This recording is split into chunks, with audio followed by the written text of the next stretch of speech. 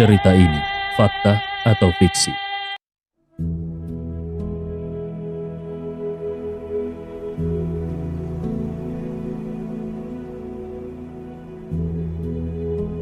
Ramang adalah pemuda yang tumbuh dalam lingkungan yang kental dengan kekerabatan dan persaudaraan yang kuat. Sebagai putra nelayan dari Pautere di Makassar, dia terbiasa dengan kerasnya berjuang menantang hidup di laut yang keras. Di antara ombak yang menggoyang dan matahari yang menyengat, Ramang memperoleh nilai-nilai ketabahan, keberanian, dan tekad yang kuat. Namun, hidup Ramang berubah secara drastis ketika melihat ibunya disakiti oleh sekelompok penagih hutang yang diutus oleh rentenir tempat keluarga mereka pernah berhutang. "Sudah lunas mi kodong pak, ndak ada mi utangku sama bos tak," rintih ibunya kesakitan dan ketakutan setelah ditendang oleh salah satu penagih hutang berpostur tinggi, berbadan besar hitam legam dan memiliki raut wajah menyeramkan.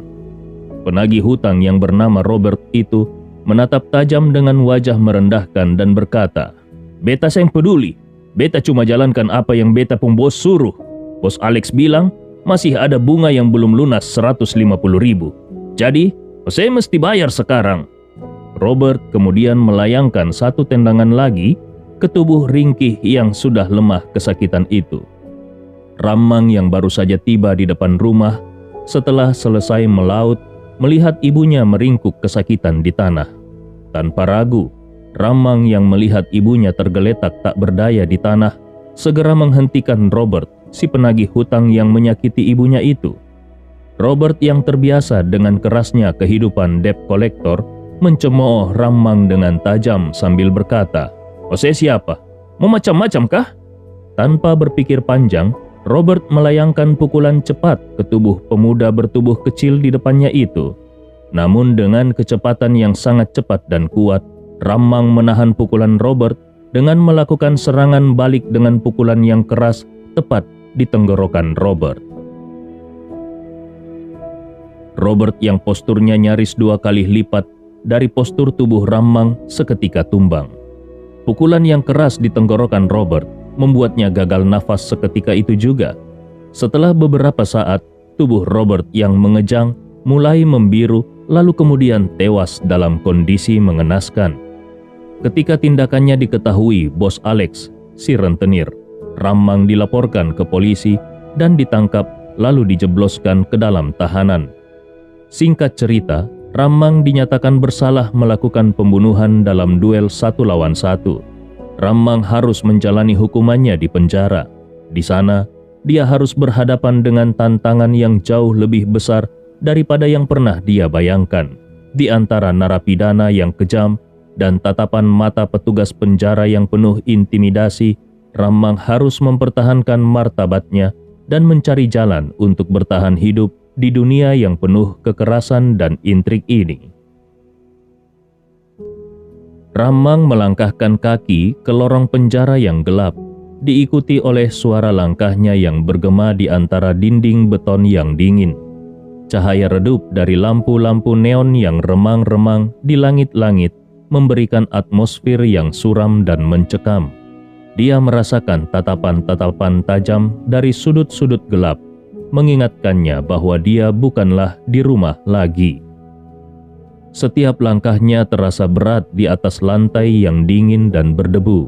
Nafasnya berdesir di tenggorokannya saat dia mencoba menenangkan diri di tengah keheningan yang menyeramkan. Di antara suara gemeretak kunci penjara dan desisan pintu besi yang tertutup, dia merasa terpisah dari dunia luar yang pernah dia kenal.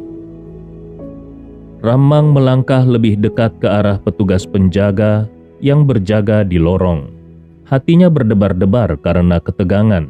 Dengan pandangan tajamnya, petugas itu menyambutnya dengan sikap yang dingin dan acuh tak acuh. Ramang berkata, "Tabe pak, saya baru tiba di sini." Petugas penjara menatap Ramang dengan tatapan tajam, lalu menilainya dari atas sampai bawah dengan ekspresi yang serius. Petugas penjara mengangguk singkat, lalu menjawab dengan suara berat, "Nama dan nomor narapidana. Ramang berkata, "Namaku Ramang, nomor ID 347892. Petugas penjaga mencatat informasi tersebut di dalam buku catatannya dengan gerakan tangan yang tegas, lalu menatap Ramang lagi dengan penuh kecurigaan. Petugas penjara berkata, "Kau punya masalah di sini, Ramang? Kita akan melihat apakah kau sekuat dirimu di luar sana." Ramang mengangguk singkat, sementara petugas itu menatapnya dengan ketat sebelum melanjutkan tugasnya dengan memperhatikan narapidana lain yang melapor. Ramang melanjutkan langkahnya. Hatinya masih terasa berdebar-debar setelah interaksi pertamanya dengan petugas penjara. Dia menyadari bahwa di dalam penjara ini, setiap langkahnya harus diperhitungkan dengan hati-hati. Sementara dia berjalan, dia melihat sekelompok narapidana yang berkumpul di sudut lorong mengadu nasib atau melakukan transaksi gelap.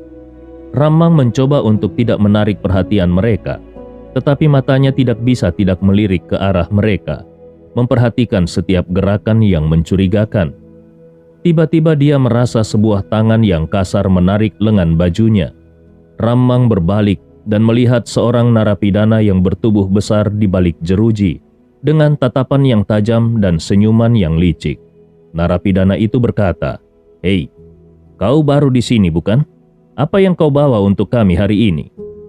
Ramang menyadari bahwa dia harus memilih kata-katanya dengan sikap yang hati-hati. Dia menjawab, "Iya, saya baru tiba dan belum tahu aturan di sini. Saya hanya mau menjalani hukumanku dengan tenang." Narapidana itu tertawa terbahak-bahak. "Kau bisa berpura-pura selamanya, tapi di sini kita punya aturan kita sendiri. Jadi mulai sekarang kau harus belajar beradaptasi." Dengan hati-hati Ramang menarik lengan bajunya dari genggaman narapidana itu, lalu melanjutkan langkahnya. Saat dia melangkah, dia mendengar suara ribut di belakangnya. Sebuah baku hantam terjadi di antara dua narapidana, dan Ramang menyadari bahwa dia harus menjauh dari situasi yang berpotensi berbahaya itu. Namun sebelum dia bisa melanjutkan langkahnya, dia dihentikan oleh suara yang berat dari sudut lorong. Seorang narapidana yang besar dan berotot berdiri di hadapannya. Wajahnya dipenuhi dengan tatapan yang tajam dan penuh ancaman. Narapidana itu berkata, "Hei, kau, apa bisnismu di sini, ha?" Ramang menelan ludahnya, mencoba untuk tetap tenang meskipun hatinya berdebar-debar. Ramang berkata, "Saya hanya mencoba menjalani hukuman dengan tenang. Saya tidak ingin membuat masalah." Narapidana itu mendekatinya dengan langkah-langkah yang berat, membuat Ramang merasa terjepit di antara dinding dan keberadaannya yang menakutkan. Narapidana itu berkata lagi, "Jangan berpura-pura untuk sok berani di sini. Kami punya cara untuk menyambut tamu-tamu baru di sini." Ramang mencari-cari jalan keluar, tetapi dia tahu bahwa dia harus menunjukkan ketegasan agar tidak dianggap sebagai target yang mudah.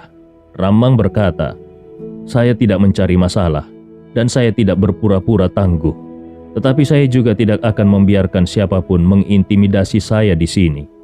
Narapidana itu tersenyum penuh kepuasan, menilai Ramang dengan tatapan yang dingin. Narapidana itu berkata, "Kau punya gigi taring ya? Baiklah, kita lihat seberapa tajam gigimu."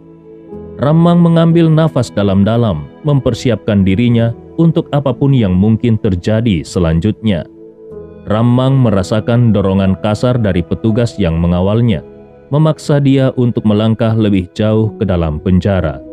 Ketika dia masuk ke dalam sel yang gelap, dia melihat seorang kakek tua yang meringkuk di pojok ruangan. Wajahnya dipenuhi dengan ekspresi kesedihan dan kelemahan serta kesakitan dan terlihat memang tidak sehat. Ramang berjalan mendekati kakek tua itu dengan hati-hati, merasa iba melihat keadaannya yang menyedihkan. Ramang berkata, "Maaf Pak, apa yang terjadi denganmu?" Kakek itu menatap Ramang dengan mata yang lelah, tetapi ada kilatan kehidupan di dalamnya. Kakek tua itu berkata, Anak muda, saya hanya sisa-sisa masa lalu yang terlupakan di sini. Jangan hiraukan saya. Tidak ada lagi harapan untukku di sini." Ramang merasa terenyuh mendengar kata-kata kakek itu. Meskipun dia baru saja tiba di penjara ini, dia sudah mulai menyadari betapa kejamnya kehidupan di dalam sini. Ramang berkata, "Jangan menyerah, Pak. Saya yakin masih ada jalan keluar dari situasi ini."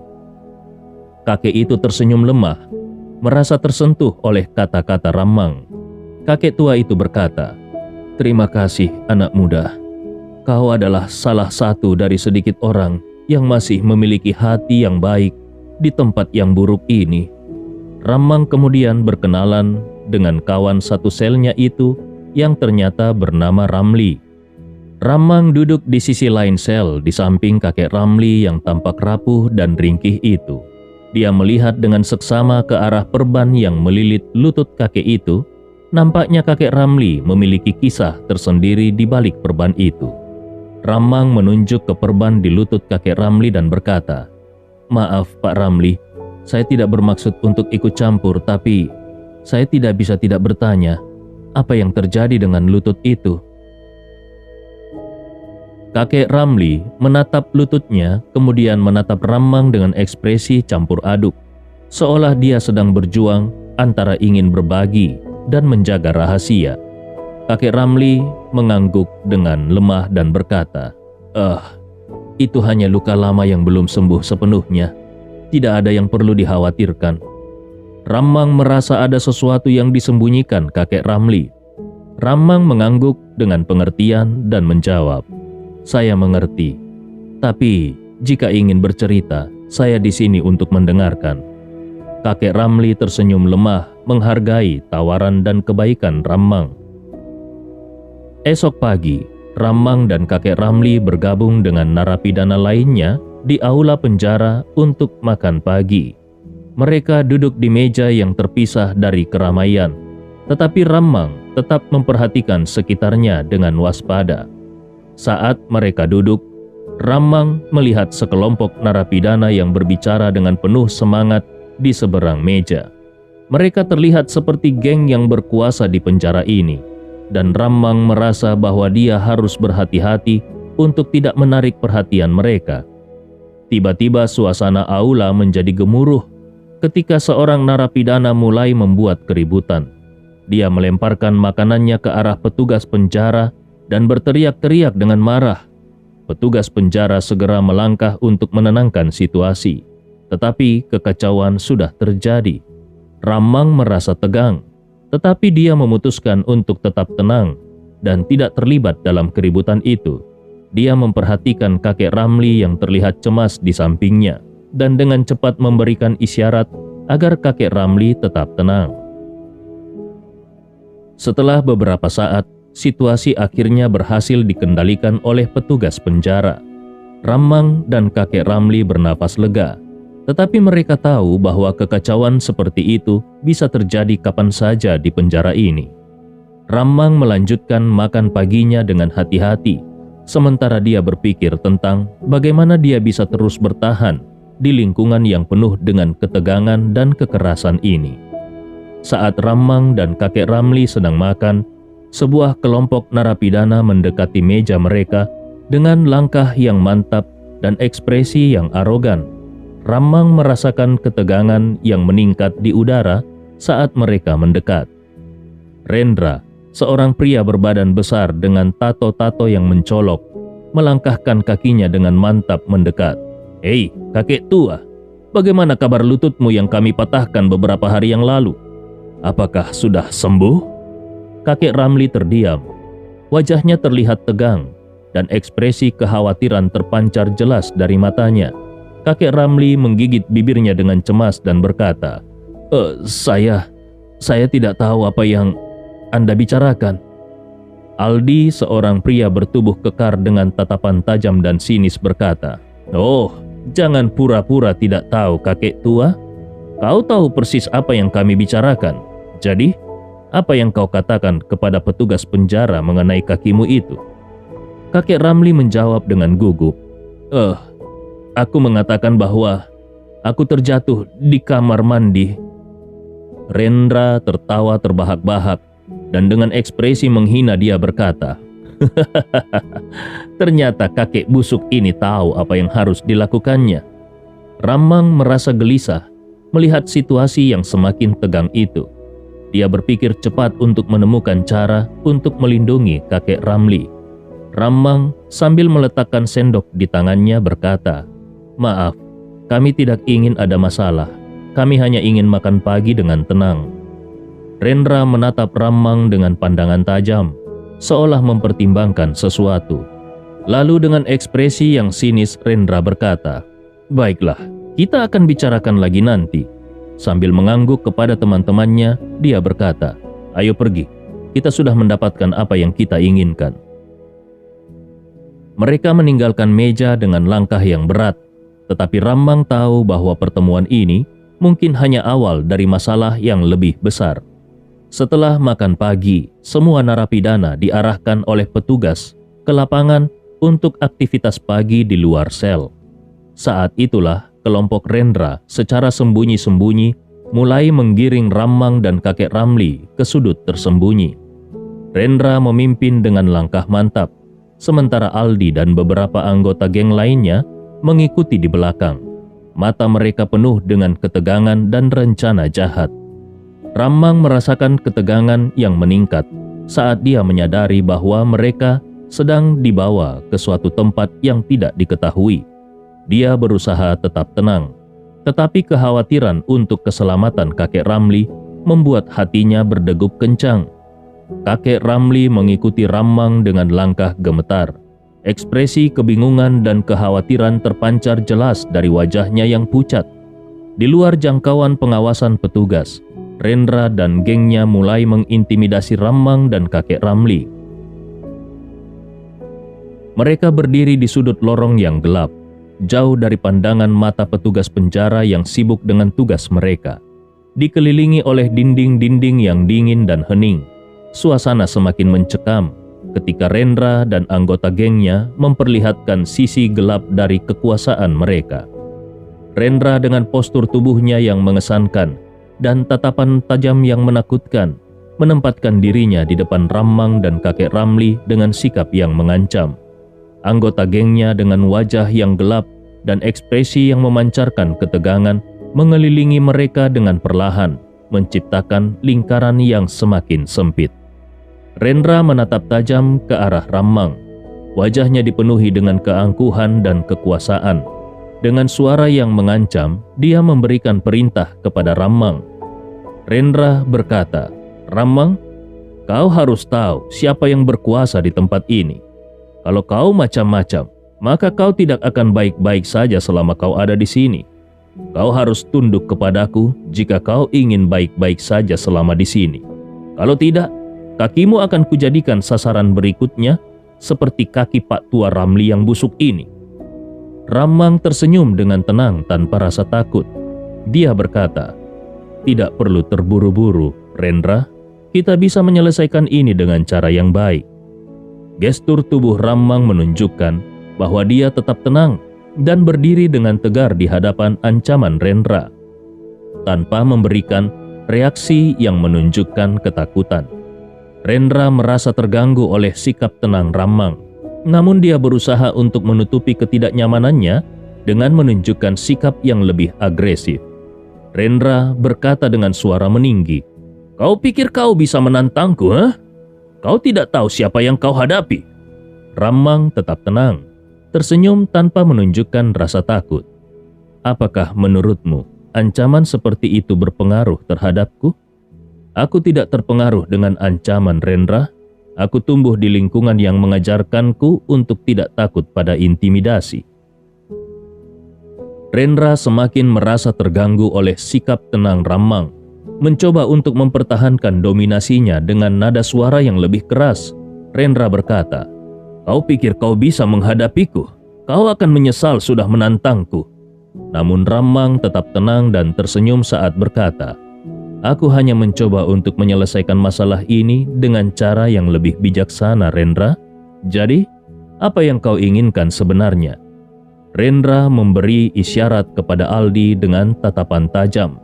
Tanpa ragu, Aldi segera melangkah maju dan melayangkan tinjunya ke arah perut Rammang. Namun sebelum pukulan itu mencapai sasarannya, Rammang dengan kecepatan yang mengejutkan menangkap pukulan tersebut dengan mudah. Rammang dengan ekspresi tenang berkata, "Kau harus lebih cepat dari itu, Aldi."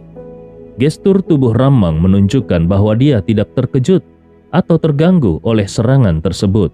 Dia dengan tenang menanggapi situasi yang mengancam itu. Rendra yang kaget melihat reaksi Rammang yang begitu cepat, merasa terganggu oleh kegagalan rencananya. Dia menatap Rammang dengan tatapan penuh kemarahan dan frustrasi, menyadari bahwa Rammang tidak mudah ditaklukkan sebagaimana yang dia harapkan. Geng Rendra yang lain juga terkejut melihat kejadian tersebut, tetapi segera siap untuk bertindak jika situasi semakin memanas. Dengan menatap tajam pada Rammang, Rendra berkata, "Kau lumayan juga. Mari kita lihat, apakah kau masih setangguh ini jika melawan kami semua?" Rendra kemudian memberikan perintah kepada semua anak buahnya dengan isyarat yang tegas. Semua anak buah Rendra bersiap untuk menyerang Rammang secara bersamaan.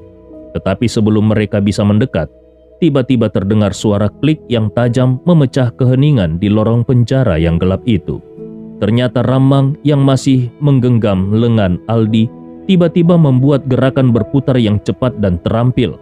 Dalam sekejap, lengan Aldi yang kaku dipegang Rammang diputarkan dengan kekuatan yang luar biasa, menyebabkan lengan Aldi patah dengan suara yang mengerikan. Aldi tergolek kesakitan. Erangan kesakitan yang tertahan meluncur dari bibirnya saat dia merasakan sakit yang tak tertahankan. Dia berjuang untuk menahan diri, tetapi tangisannya tidak bisa disembunyikan dari sorotan cahaya lampu yang redup di lorong penjara. Geng Rendra yang lain terdiam, terkejut oleh tindakan seketika oleh Rammang. Mereka menatap dengan campuran antara kaget dan ketakutan, menyadari bahwa Rammang bukanlah lawan yang dapat dianggap enteng. Keberanian dan keahlian bertarungnya membuat mereka merasa waspada, menyadari bahwa pertarungan ini tidak akan mudah seperti yang mereka pikirkan. Melihat tindakan Rammang yang berani melukai kawan mereka, geng Rendra segera bergerak untuk mengeroyoknya, berusaha mengatasi keahlian bertarung Rammang dengan jumlah dan kekuatan gabungan mereka. Namun, dengan kecepatan dan keahlian yang luar biasa, Rammang dengan mudah melumpuhkan mereka satu persatu. Rammang menghindari serangan dengan gerakan yang lincah dan gesit, sambil memberikan pukulan dan tendangan yang akurat kepada setiap anggota geng Rendra yang mendekat. Setiap pukulan dan tendangan yang dia berikan memiliki kekuatan yang mematikan, membuat lawan-lawannya terguling dan merintih kesakitan di lantai penjara yang dingin. Meskipun mereka mencoba menyerangnya secara bersamaan, geng Rendra tidak dapat mengatasi kekuatan dan keahlian bertarung yang dimiliki oleh Rammang. Dalam hitungan detik, Rammang berhasil mengalahkan semua lawannya, menyisakan mereka tergeletak di lantai dengan rasa sakit yang melanda tubuh mereka. Rammang berdiri tegak di tengah-tengah mereka. Napasnya terengah-engah, tetapi ekspresi wajahnya tetap tenang dan penuh dengan keberanian. Dia menatap geng Rendra yang terkapar dengan tatapan tajam, menyampaikan pesan yang jelas bahwa dia bukanlah lawan yang bisa dianggap enteng. Dalam sekejap, dia berhasil membuktikan bahwa kekuatan sejati tidak hanya terletak pada fisik, tetapi juga pada keberanian dan keahlian bertarung. Rendra dan semua anggotanya tergeletak di lantai, meringis kesakitan dengan suara yang teredam di dalam lorong yang gelap. Mereka merasakan rasa sakit yang melanda tubuh mereka akibat kekalahan yang memalukan ini. Dalam keadaan terluka dan tertekan, mereka mencoba untuk bangkit dan melarikan diri dari tempat itu. Tetapi Rammang dengan segera menahan mereka dengan suara yang dingin dan mengancam. Siapapun yang berani melarikan diri akan menghadapi konsekuensi kehilangan tangannya sama seperti Aldi. Jangan harap bisa lolos dari hukuman atas perbuatan kalian. Ancaman Rammang membuat geng Rendra yang terkapar merasa ketakutan dan terjebak di tempat. Mereka menyadari bahwa Rammang bukanlah lawan yang bisa dianggap remeh, dan mereka tidak berani mengambil resiko kehilangan anggota tubuh mereka yang berharga.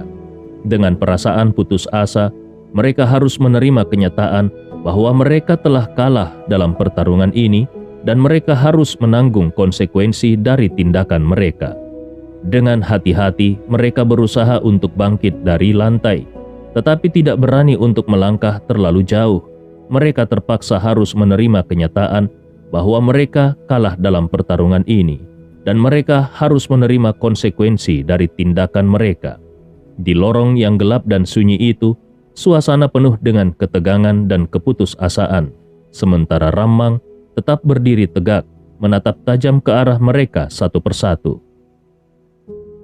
Rammang dengan suara yang tegas dan penuh otoritas memberikan perintah kepada geng Rendra yang masih berdiri gemetar.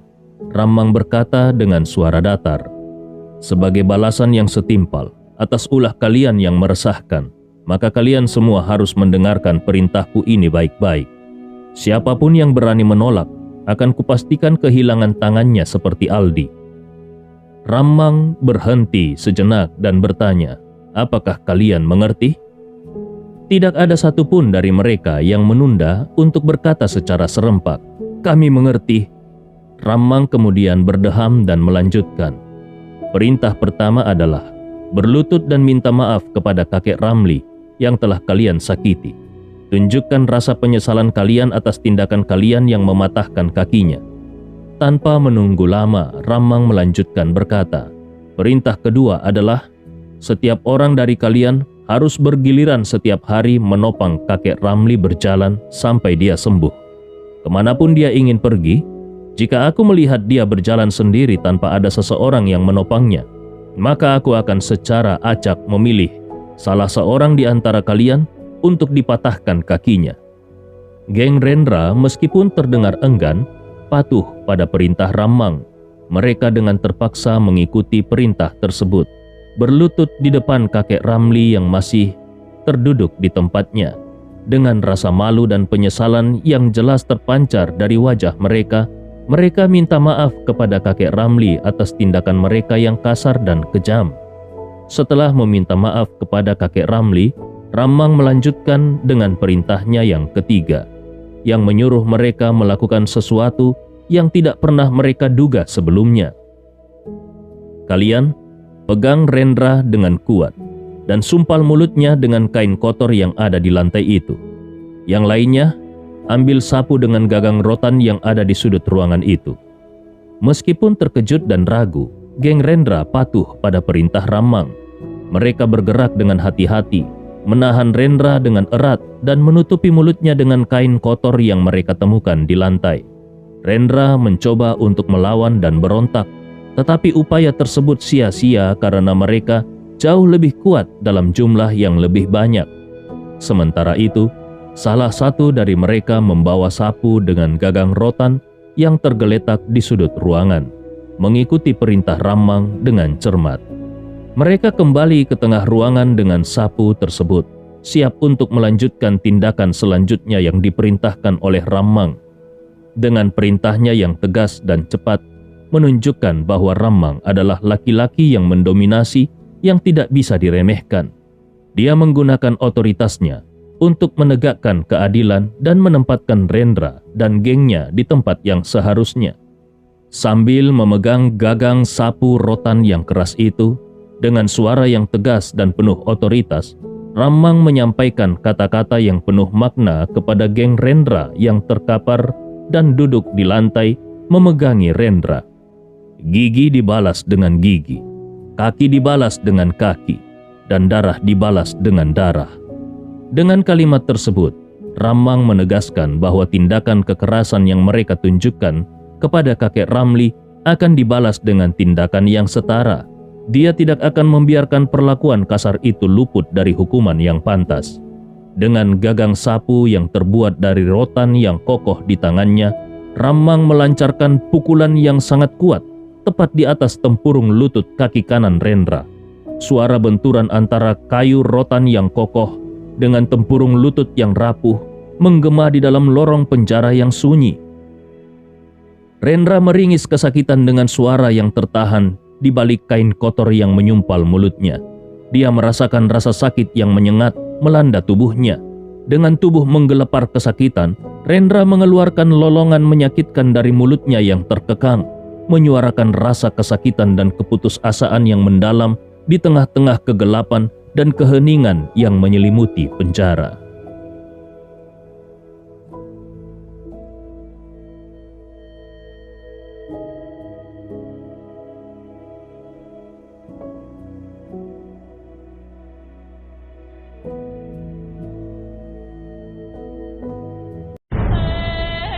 Cerita ini fakta atau fiksi?